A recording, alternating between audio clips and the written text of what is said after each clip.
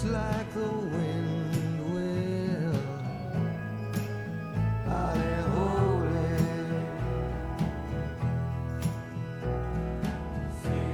Sing a song. Sing a song of songs. Sing it out. Sing it strong. Yeah.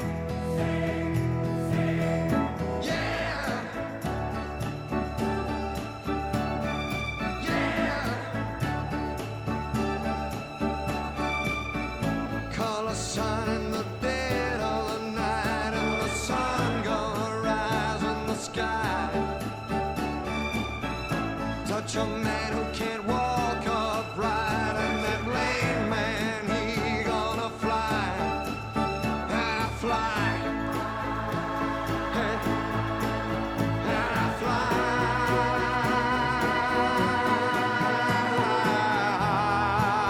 Holy, holy love. Take the lonely child, and the seed, let it be full with tomorrow. Holy, holy.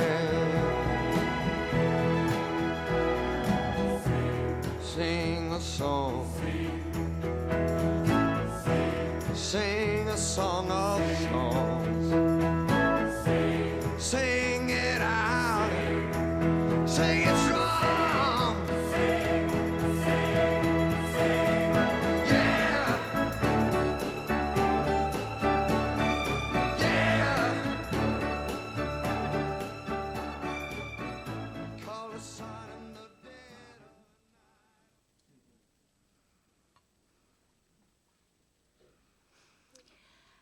I read of a man who stood to speak at the funeral of a friend.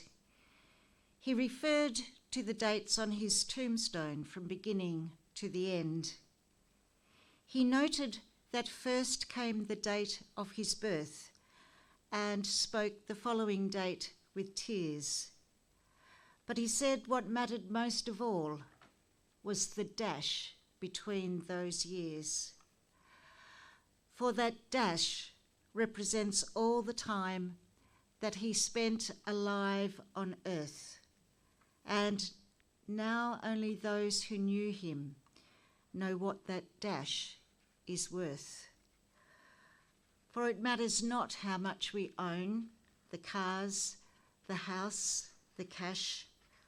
What matters is how we live and love, and how we spend our dash.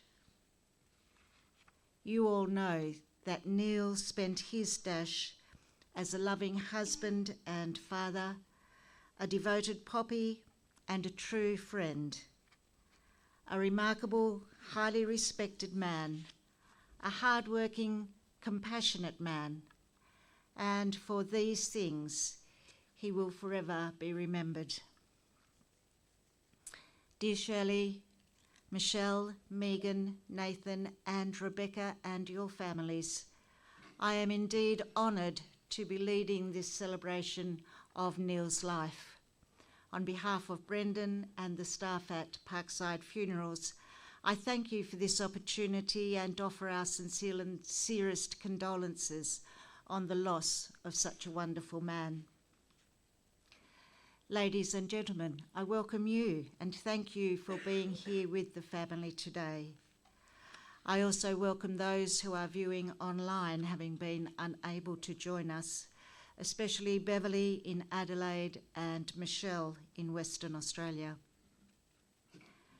We are together to celebrate the life of Neil Southwell, a life lived with a great love for his family, his work, his colleagues and his friends.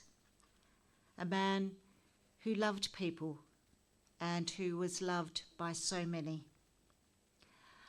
After this service, you are warmly invited by the family to remain here, enjoy refreshments and share your stories. As his closest family and friends, you have one important thing in common. Your lives have been touched by the good fortune of having known Neil.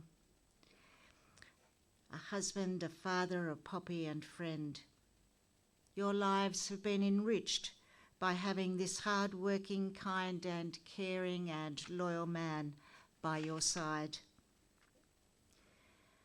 Neil's devotion to you was characterised by his genuine connection to you all, sharing his passions for life, his knowledge and his wide variety of skills, his great sense of humour, and instilling deep-seated family values in all of you. His fastidious need for neatness, order and routine was well known by all, so we will keep this celebration as tidy as we can. Neil was the type of man that would not want to be the centre of attention today. He would want little fuss and not too many tears. But his death does unite us all.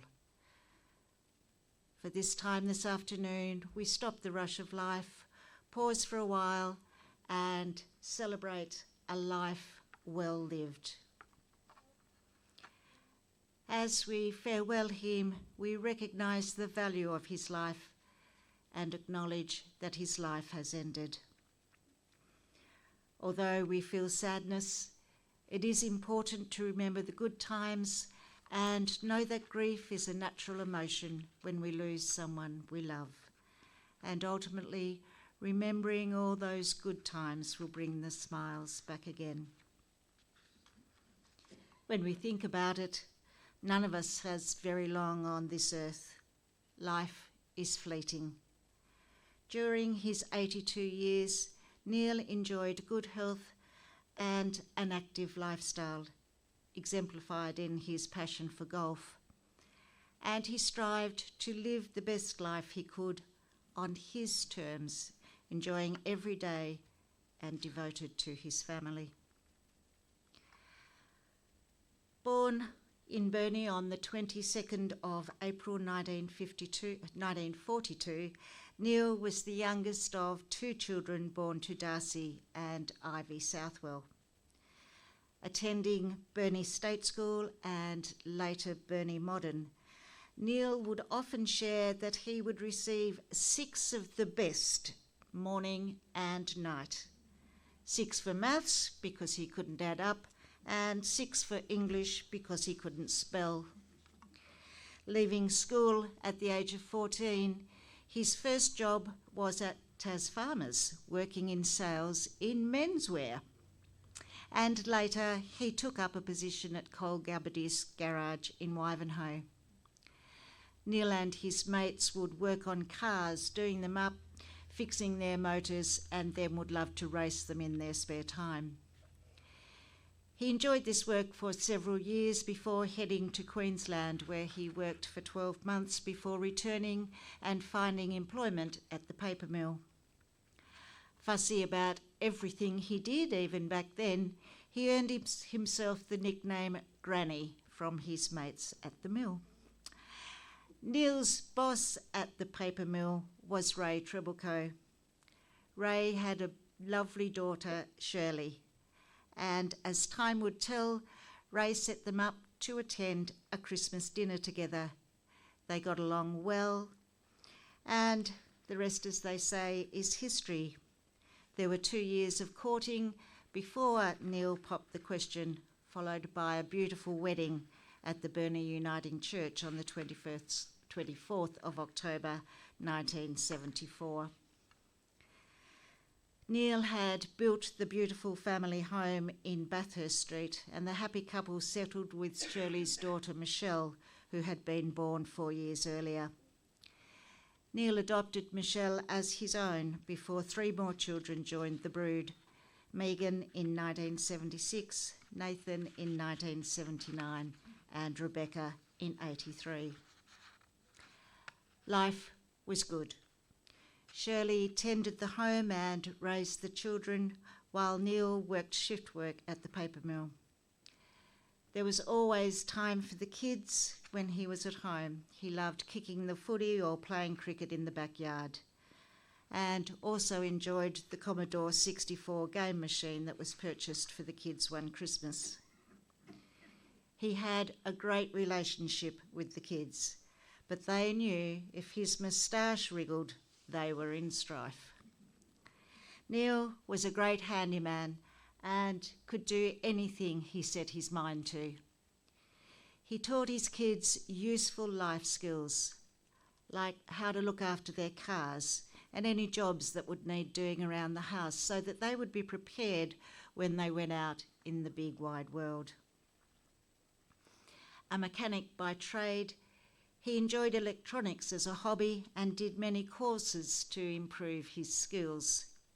He would build his own amateur radios and belonged to the Amateur Radio Club in Burnie, enjoying the camaraderie and the pursuit of new ideas and endeavours.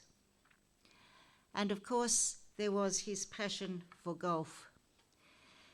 In 2009, he retired from the paper mill after a staggering 41 years and could then spend more time on the greens. He had taken up the sport in his early 60s and absolutely loved it. Again, it was not just about the sport, it was about the social side of things. He enjoyed the mateship, the competition, and volunteering around the clubhouse every Monday. And in his early days, he had played a little bit of footy with the Cooey Bulldogs, and he also became a West Coast Eagles supporter. Neil was an avid reader, enjoying Wilbur Smith books, Tom Clancy, and later sci-fi fantasy novels. Not a huge television watcher, his main interests were the news and English crime, the likes of Vera, Shetland, and Midsummer Murders.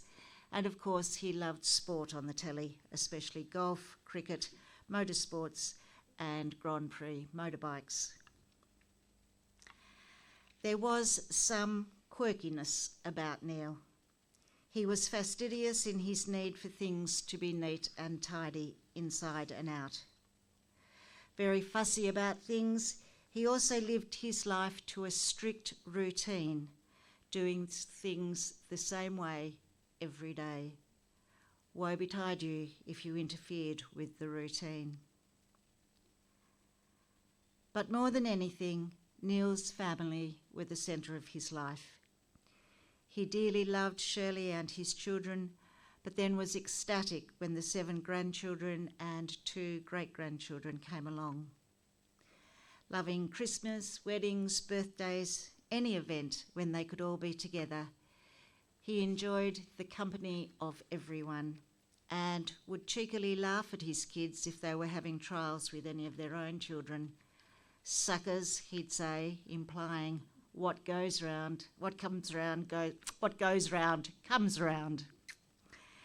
Neil raised his family with the solid values on which he was raised.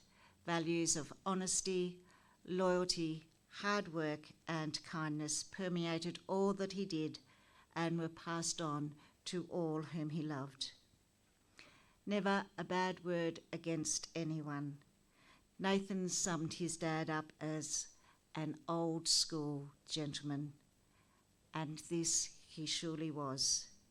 A down-to-earth, quiet achiever who didn't seek glory or praise, just got on with it and enjoyed it.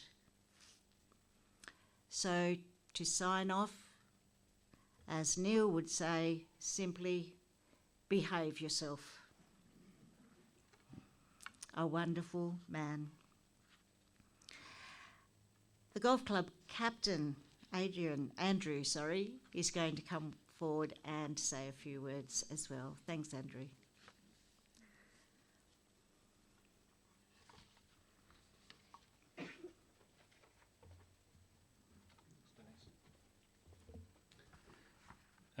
On behalf of the Penguin Golf Club and the Veterans Golf Group, thanks to Adrian for helping prepare this as well.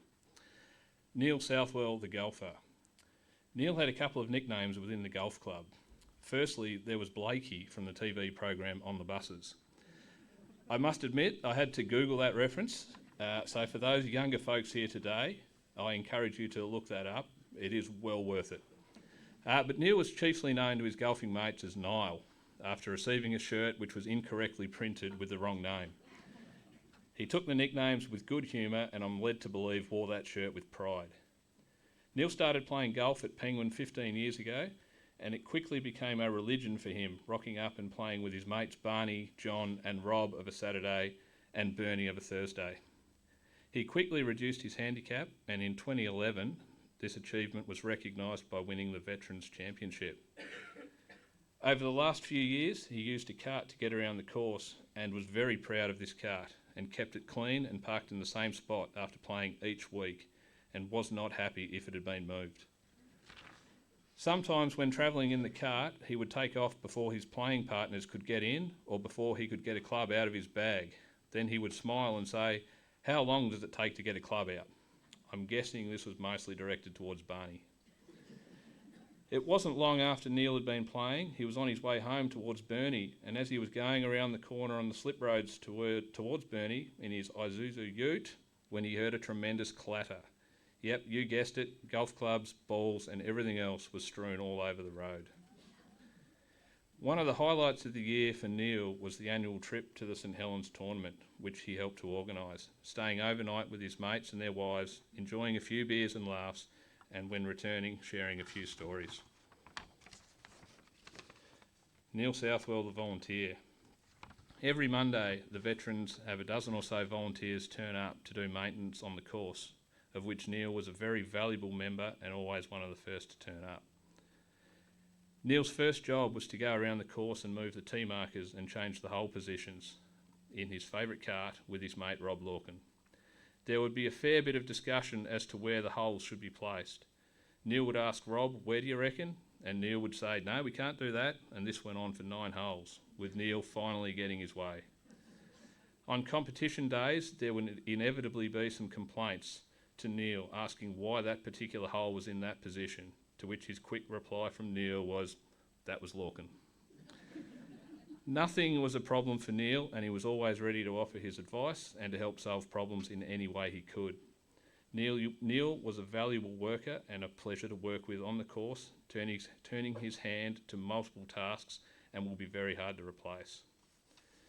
Neil Southwell, the man. Some would say, what do you talk about for 4 hours or so while playing golf? Usually it's a load of rubbish, but with Neil it was a pleasure to listen to him speak with great pride of his family and grandchildren. On a Saturday, Neil would share his hot punting tips, but come Monday his selections would have come in 4th or 5th, usually upstaged by Shirley, who would back 2 to 3 winners at very good odds. Neil served on the committee and was a true gentleman and well-respected member of our club. Neil will be sadly missed, but well remembered. Rest in peace, Neil.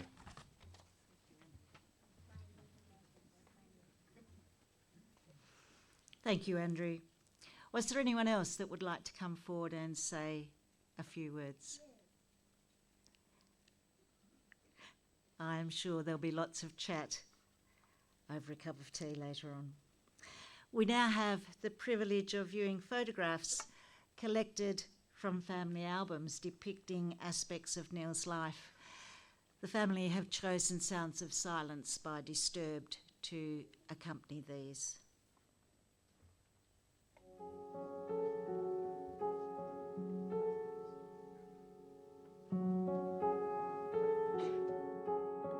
Hello, darkness, my old friend. I've come to talk with you again, because a vision softly creeping left its seeds while I was sleeping, and the vision that was planted in my brain still remains within the sound of silence. In restless dreams times I walked alone, narrow streets of cobblestone, neath the halo of a street lamp. I turned my collar to the cold and damp. When my eyes were stabbed by the flash of a neon light that split the night and touched the sound of silence. And in the naked light I saw 10,000 people, maybe more. People talking without speaking. People hearing without listening. People writing songs and voices never shared. And no one dared disturb the sound of silence. Fool said I, you do not know. Silence like a cancer grows. Hear my words that I might teach you. Take my arms that I might reach you. But my words, like silent raindrops, fell and echoed in the wells of silence. And the people bowed and prayed to the neon god they made. And the sign flashed out its warning, and the words that it was forming. And the sign said the words on the prophets are written on the subway walls, in tenement halls, and whispered in the sound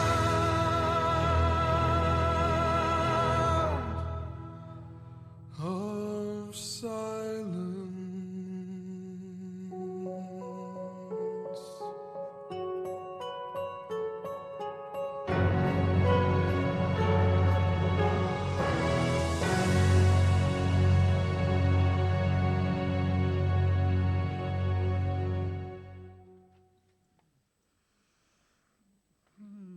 What beautiful memories were contained in there, and the love for family was just so evident. A life well lived is a precious gift of hope and strength and grace from someone who has made our world a brighter, better place. It's filled with moments sweet and sad, with smiles and sometimes tears, with friendships formed and good times shared and laughter through the years. A life well lived is a legacy of joy and pride and pleasure, a living, lasting memory our grateful hearts can treasure. Neil's definitely was a life well lived. Loyal, loving and considerate in every way, the world has lost a down-to-earth, casual, no airs and graces kind of man. A man that empowered everyone to be the best they could be. A man who was always there if someone needed a helping hand. A man who totally believed that if something was worth doing, it was worth doing well.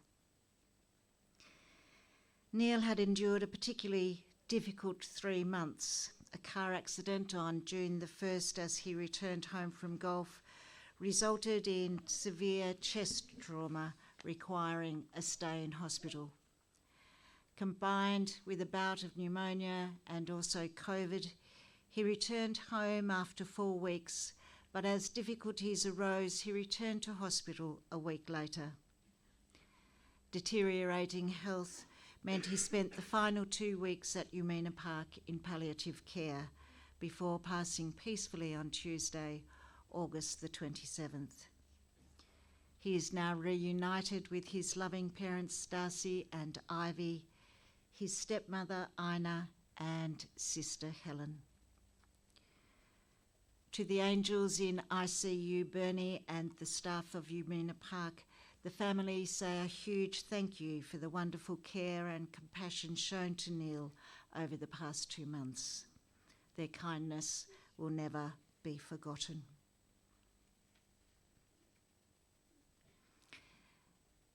We now say our final farewells to this wonderful man. Neil, you have gone from this world knowing that you are loved beyond measure, that you will be missed more than words can say, that you will be remembered and cherished, and that love will never end. We will hold you close within us, and there you will remain to be with us throughout our lives until we meet again. May you forever rest in peace with the certain knowledge that our love has gone with you. It is with love and gratitude that we now commit all our memories to be locked away in our hearts. We celebrate you, we honour you, but most of all, we pay tribute to that consistent love and loyalty that you always shared so willingly with your family, friends, and colleagues. Neil, rest now at the end of your days. Rest in the hearts and minds of all those who loved you. And so, with love, we shall leave you in peace, and with respect, we bid you a fond farewell.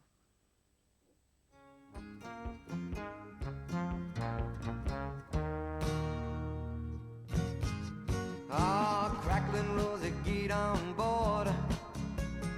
We gonna ride till there ain't no more to go. Taking it slow. And Lord, don't you know, I'll have me a time with a poor man's lady, hitching on a twilight train.